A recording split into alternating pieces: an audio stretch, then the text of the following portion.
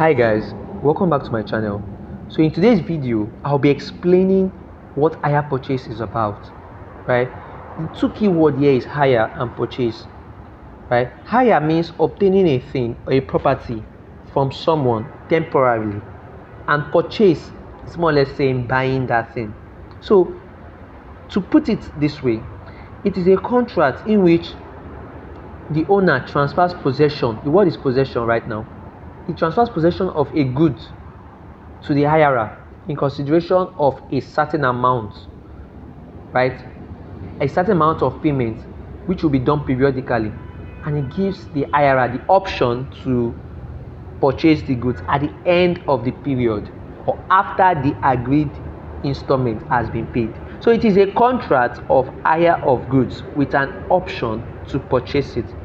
It starts off as a lease or has the potential to crystallize into an outright payment. Now, this system was adopted for three reasons. The first is to create a credit system for the hirer because he's unable to pay cash for the goods he wants, and he will be glad to pay some deposits and thereafter pay the balance instrumentally at a stipulated rate of interest. Also, the reasons for the adoption of this system, another of it is a third-party transaction that is not subject to the rules of privity of contract is created. The third is the possible evasion of the money lender's law, right? Now, let's look at the key elements of a hire purchase agreement. First, we must know that this hire purchase agreement is usually in writing, right?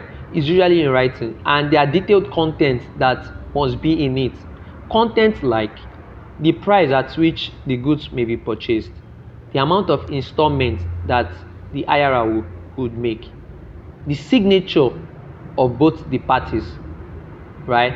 And then anything that will make the owner to repossess or enter the property is void. Like, it will state those things, those agreements between both the hirer and the owner, right? Okay, now passing of ownership. Passing of property refers to the point in time title in a property or goods moves away from the owner to the purchaser. It's just asking, at what point does property passes to the hirer or moves away from the owner? And the answer it is at the time when the hirer has done all that he needs to do to purchase the goods, which is paying of the final installment, right? That is when property passes to the hirer or moves away from the owner. This is an exam question, right? So now, what does this relevant proportion principle state about? So it's just like saying, at what point are we going to say the hirer has paid a relevant proportion which would make or which will deter the owner to come and repossess the goods? When do we say the hirer has paid a relevant proportion of the goods in question? Now, if it is for a motor vehicle, when the hirer has paid 3/5 of the total agreed sum, right? At least 3/5, he has paid the relevant proportion of the goods. If it's not a motor vehicle, if he pays half of the price, he has paid a relevant proportion of the goods, and the owner cannot just come and repossess the goods, right? So let's look at the duties of the owner, the duties in a hire purchase agreement. I'll list them out. He has duty to deliver the goods to the hirer. He has duty to accept instrumental payments. He has duty to give the hirer quiet possession of the goods. He has valid title. He must have valid title in the goods, meaning he must be the real owner of the goods. He also has the duty to disclose the cash price of the goods to the hirer at the inception of the contract, right? He has duty not to repossess the goods of the hire of the he has duty not to repossess the goods subject of hire purchase except in accordance with the provisions of Hire Purchase Act. Now let's look at those things he enjoys as right as the owner. He has right of or right to information about the goods from the hirer. He has the right to repossess the goods where the agreement is determined by the hirer by court action. He has the right to repossess the goods if it is motor vehicle for safety. Safety is the word here, even when a relevant portion has been paid without recourse to a court of law. So for safety reasons, he can repossess the motor vehicle, which is the object in this matter. Now let's look at the duties of the hirer. He has duty of accepting the goods that is subject in the contract, that is the subject matter in the contract. He has duty to take reasonable care of the hire purchase goods. He has duty to pay the installment as and when due.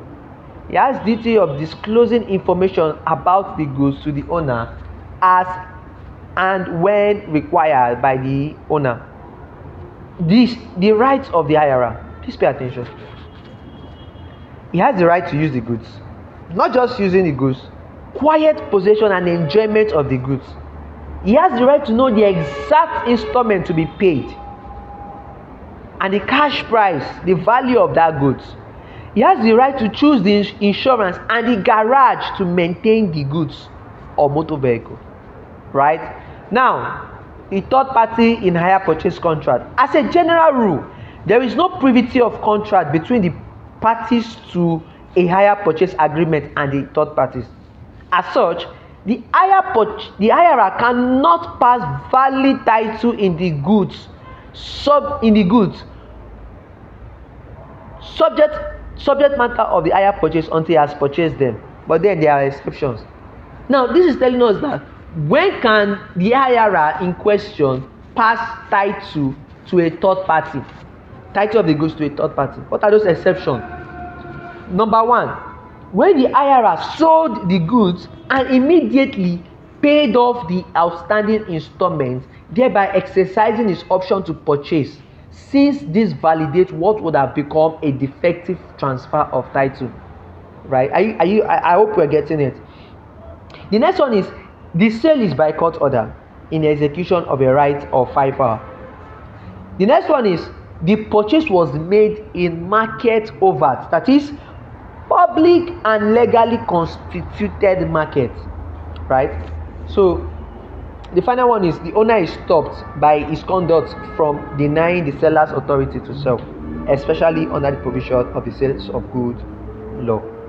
Now let's look at the rights of the owner and the hirer against the third party. One is one of the rights which the owner shall exercise against a third party who has acquired no good title to the goods is recovery of that goods through peaceful means or by an action of destiny. Also, recovery of the goods or a right to sue for conversion or damages as the case may be. Or he has right for damages for conversion of the goods where the third party has interfered with the owner or the hirer's possession or use of the goods. Also, an action by the owner for negligence against the third party and consequent recovery damages. So these are the rights of the owner and the hirer against third party. Now, when do we say an hire purchase agreement can come to a close? One is by mutual agreement of both parties to rescind the agreement.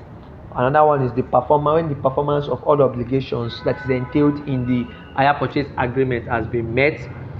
Also, a provision in the agreement which allows the hirer to terminate the contract at any stage of the agreement without prejudice to his option to purchase the goods. Supervening circumstances like fire, destruction, act of God, and other similar circumstances outside the control of the parties.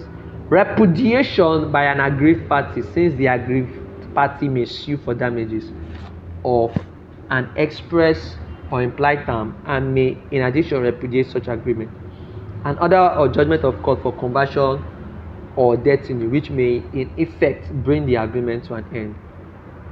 Now let's go straight and lastly to the remedies for breach of hire purchase agreement. Now what are the remedies that are available to the owner? So now listen, I'm going to read it out. There are three. One is where the hirer determines the contract after taking delivery of the goods. The owner can sue for damages. right? Next is the owner shall be entitled to the true arrears of rental if he retakes the goods due to the breach of the agreement by the hirer. Is still entitled to arrears of the rentals. Where the hirer fails to take possession of the goods after the agreement, the owner can sue and get remedy under common law for damages. I wonder why an hirer will still not want to go and take possession of the goods after when he has he has done all he needs to do. All right, so let's just move on to the remedies available to the hirer. Where the owner breaches the hire purchase agreement, the hirer shall have the following remedies against the owner. First is the hirer may repudiate the contract, and where the breach is as a result of a defect in the owner's title, the hirer can sue for damage and recover his deposit. So when it is not the owner that the owner is not really having a good title over the goods, the hirer can go and sue for damages and recover all the deposit he has made earlier on. And this brings us to the end of this topic.